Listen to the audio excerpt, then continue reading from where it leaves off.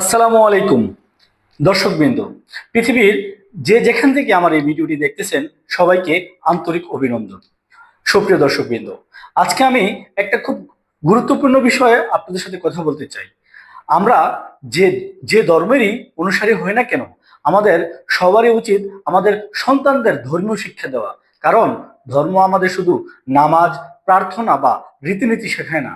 ধর্ম আমাদের শেখায় ভালোবাসা, দয়া, সত্যবাদিতা, সহানুভূতি, সততা আর মানুষের পাশে দাঁড়ানো।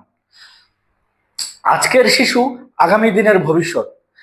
তাদের যদি ছোটবেলা থেকেই নৈতিকতা শেখানো না হয়, তাহলে তারা বড় হয়ে শুধু ডিগ্রি অর্জন করলেও প্রকৃত মানুষ হতে পারে না।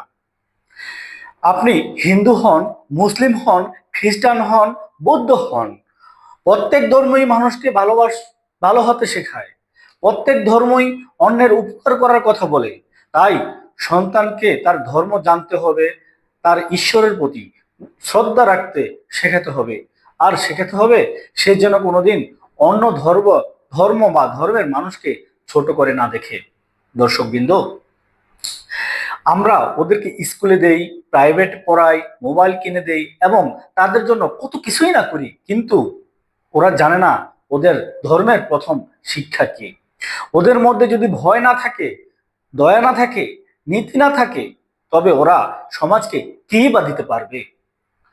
ধর্মীয় শিক্ষা না থাকলে মানুষ অন্ধ হয়ে যায়, আর অন্ধ মানুষ থেকে একটি সমাজ কি বা আশা করতে পারে? তাই আসুন আমরা আগে নিজেদেরকে ঠিক করি, তারপর আমাদের সন্তানদের হাতে তুলে দেই ধর্মের আলো। ওদের শেখাই তুমি আগে একজন ভালো মানুষ হও, তারপর তারপর এই সমাজের জন্য ভালো কিছু করো। ধর্মের সুশিক্ষাই আলোর পথে নিয়ে যাবে। ধর্ম বিভেদ নয়, ধর্ম হলো আলোর পথ, এবং সেই আলো আমরা আমাদের সন্তানদের না দিলে তারা অন্ধকারে হারিয়ে যাবে। দর্শকবৃন্দ, আজকে থেকেই শুরু করি।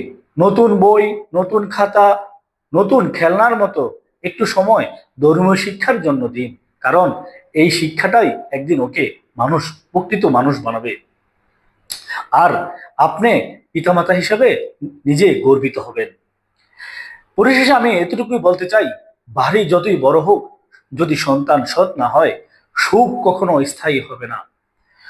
সন্তানকে ধর্মীয় শিক্ষা দিন, তাকে ভালো মানুষ হিসেবে গড়ে তুলুন এবং এই সমাজের জন্য তাকে কিছু করার সুযোগ দিন। আল্লাহ হাফেজ।